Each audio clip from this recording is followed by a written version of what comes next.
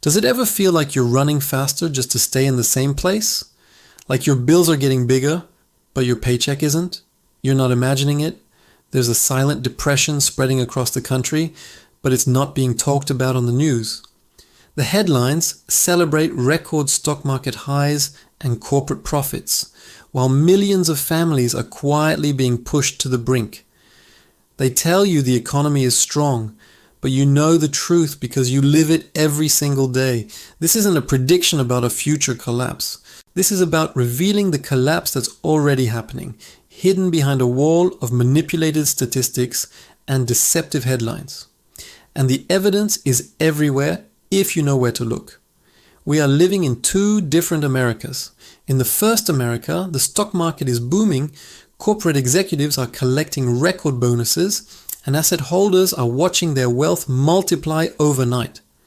This is the America you see on financial news channels, a fantasy world powered by printed money and speculation.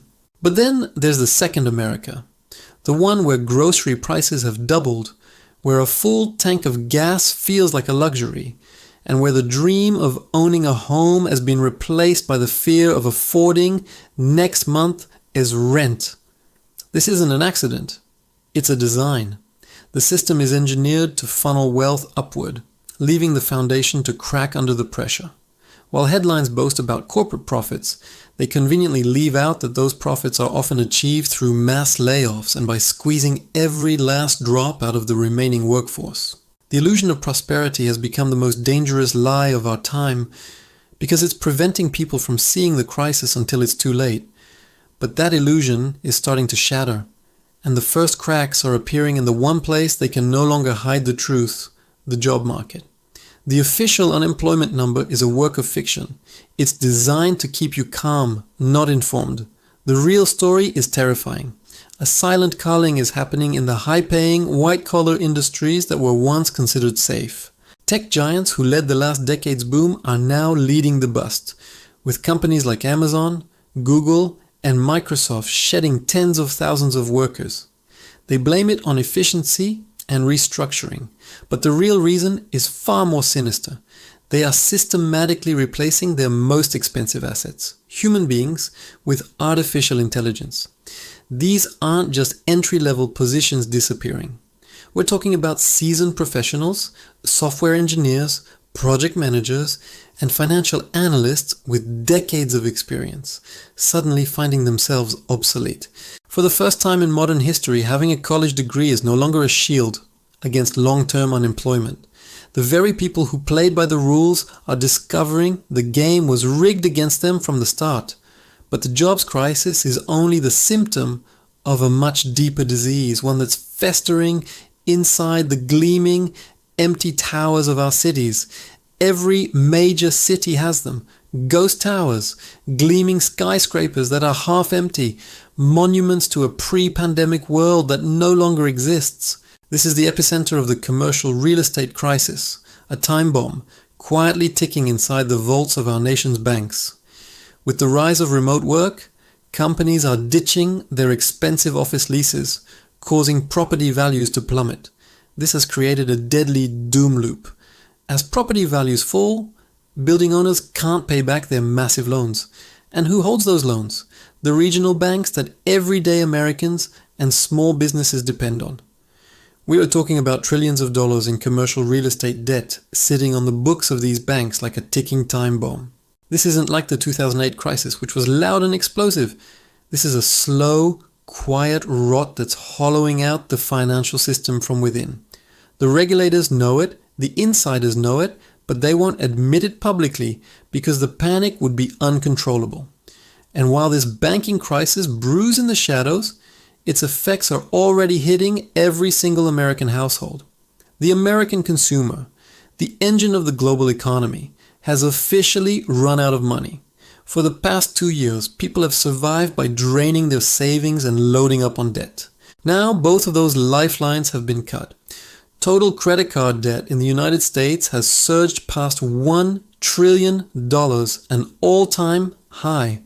But people aren't buying luxuries. They're using credit cards for groceries, gas, and utility bills. Delinquency rates are skyrocketing as families are forced to choose between making their car payments or feeding their children. Auto repossessions are climbing to levels not seen in decades. The buy now, pay later schemes that felt like free money are now ensnaring millions in a debt trap they can't escape. This is the breaking point. The decades-long party of debt-fueled consumption is over. When the average person stops spending because they physically can't anymore, the entire economic house of cards comes crashing down. And as the American consumer is being bled dry, the rest of the world has taken notice.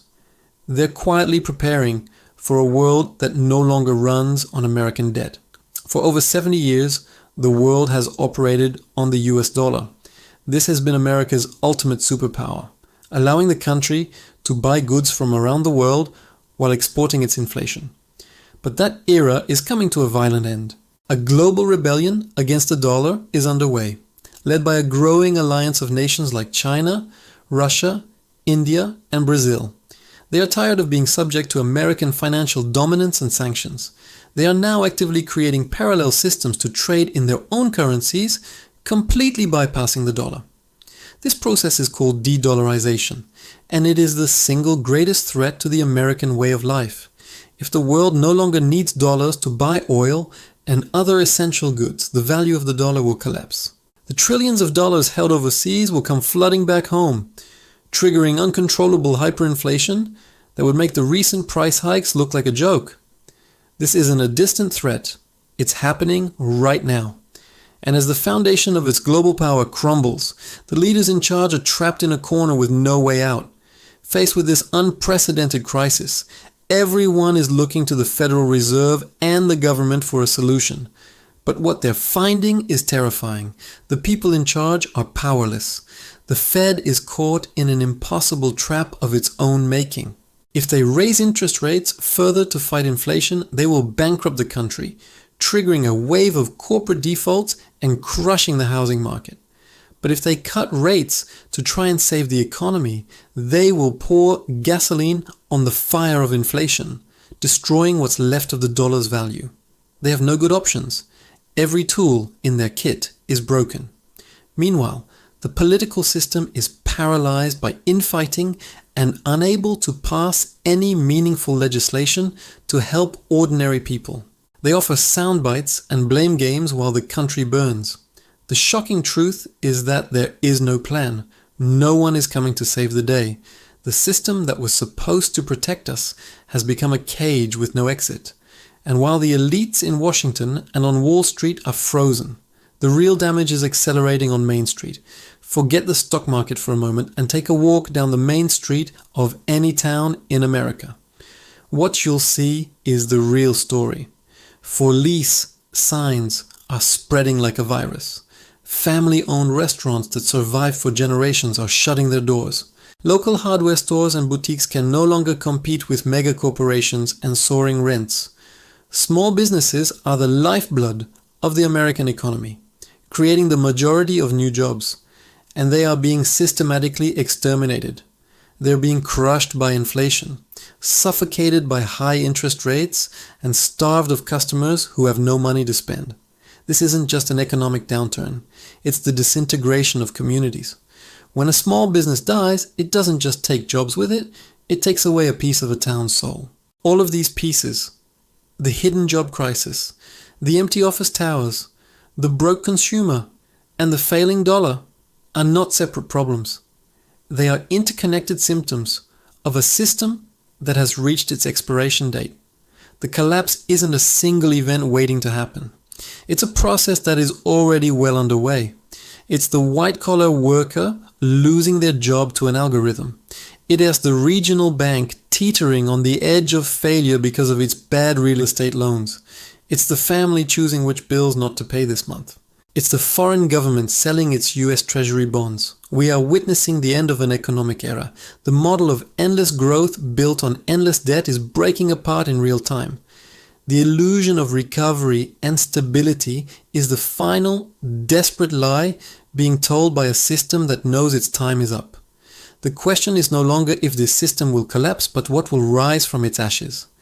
And more importantly, will you be prepared for a world that the people in charge refuse to admit is already here?